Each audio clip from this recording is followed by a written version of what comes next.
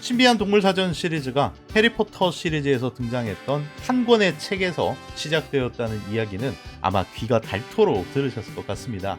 그리고 더욱 관심이 있으셨던 분들이라면 바로 그 책, 신비한 동물 사전을 직접 읽어보신 분들도 있을 것 같은데요.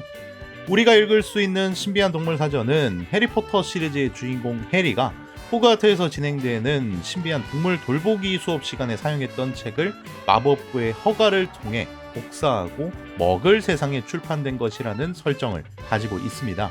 그리고 여기에서 발생된 수익금은 자선단체를 통해 아동복지와 구호활동에 사용된 것으로 더욱 유명한데요.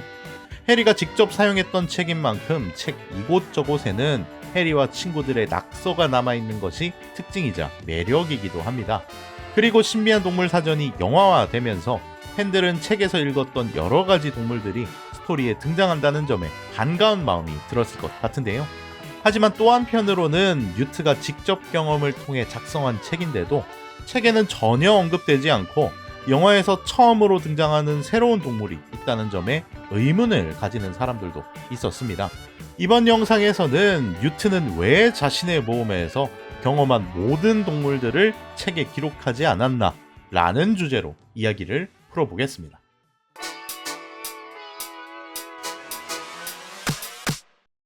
가장 대표적인 사례는 신동사 시리즈의 첫 작품에서 스토리 진행상 아주 큰 역할을 했었던 썬더버드입니다. 썬더버드는 뉴트가 미국에 방문한 이유이기도 한데요. 이집트에서 밀수업자에게 포획된 썬더버드 프랭크를 구출해서 고향인 미국 애리조나에 돌려보내주기 위해 뉴트는 미국에 방문했던 것이죠. 썬더버드는 미국의 마법학교 일버르모니의 기숙사를 상징하는 4마리의 동물 중 한 마리이기도 한데요. 뉴트가 썬더버드를 만난 것은 해리포터 시리즈보다 훨씬 과거 시점에 해당하지만 썬더버드를 비롯한 미국의 신비한 동물에 대한 이야기는 해리가 가지고 있던 신비한 동물 사전 속에서 전혀 찾을 수 없었습니다. 일부 팬들은 롤링 작가의 설정 붕괴를 꼬집기도 했고 또 일부는 해리포터 시리즈를 기준으로 보자면 뉴트는 100세를 넘긴 나이였기 때문에 기억력에 문제가 생겼을지도 모른다고 이야기하는 경우도 있었는데요. 롤링 작가도 이를 의식한 것인지 신비한 동물 사전은 개정판이 출간되었습니다. 해당 개정판은 총 6종의 동물이 추가되었는데요. 하지만 안타깝게도 이와 동시에 해리가 사용했던 교과서라는 설정은 사라지게 되었죠. 여기에 추가된 이야기에 따르면 이전 신비한 동물 사전에서 미국의 동물들이 빠졌던 이유는 당시 마쿠자를 이끌었던 세라피나 피쿼리 대통령이 뉴트에게 미국의 신비한 동물에 대한 정보를 포함시키지 말 것을 요구했었다 라는 뒷이야기가 있었다고 하는데요. 영화에서 묘사된 미국 마법 사회는 신비한 동물을 소지한 것만으로도 뉴트를 범죄자 취급할 만큼 비밀 유지에 관해 아주 보수적인 입장으로 느껴지기도 합니다. 작중 썬더버드 프랭크가 스우핑 이블의 독을 이용한 비를 내리면서 미국 마법 세계를 지키는 데 큰 도움을 줬기 때문에 여기에 대한 보답으로 세라피나 피쿼리 대통령은 썬더버드 보호법을 제정했다는 이야기도 추가되었습니다. 노마지와 마법사의 분리를 철저하게 유지하는 미국의 입장을 생각해 봤을 때 롤링 작가의 해명은 일리가 있다고 생각됩니다. 적당히 잘 둘러댔다고 볼 수 있겠죠. 하지만 이후 시리즈에 등장하는 동물 중에서도 뉴트의 기록에서 빠져있는 동물이 있습니다. 시리즈 두 번째 작품인 그린델왈드의 범죄에 등장했던 사자같이 생긴 생물 조우인데요. 조우는 중국 일대에 서식하는 것으로 알려져 있는 동물입니다. 뉴트는 서커스에서 학대받던 조우를 발견하고 구출해 주는데요. 이후 프랑스 마법부에서 뉴트 일행이 탈출하는데 큰 도움을 주는 동물이기도 하죠. 이 과정에서 동시에 등장한 프랑스 마법부를 지키던 생물 마타고트 역시도 신비한 동물 사전에 언급되지 않는 동물입니다. 갑작스러운 마타고트의 공격과 이런 위기에서 구출해준 조우의 노력까지도 뉴트에게는 그리 기억에 남는 사건이 아니었던 것 같습니다. 다음 작품 덤블도어의 비밀로 넘어가 보면 작품의 핵심에 해당하는 신비한 동물이 있습니다. 바로 기린인데요. 영화는 기린으로 시작해서 기린으로 끝난다고 말할 수 있을 정도로 스토리에서 기린이 차지하는 비중은 상당합니다. 영화 도입부에서 뉴트는 울창한 숲을 지나 기린을 만나게 되는데요. 멸종 위기종이기 때문에 보호하려는 목적이었던 것으로 생각됩니다. 기린이 가진 능력은 선한 사람을 구별하는 능력.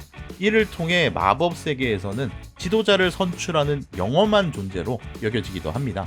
하지만 해리포터 시리즈를 포함해서 기린이라는 존재가 언급된 것은 해당 작품이 처음이었는데요.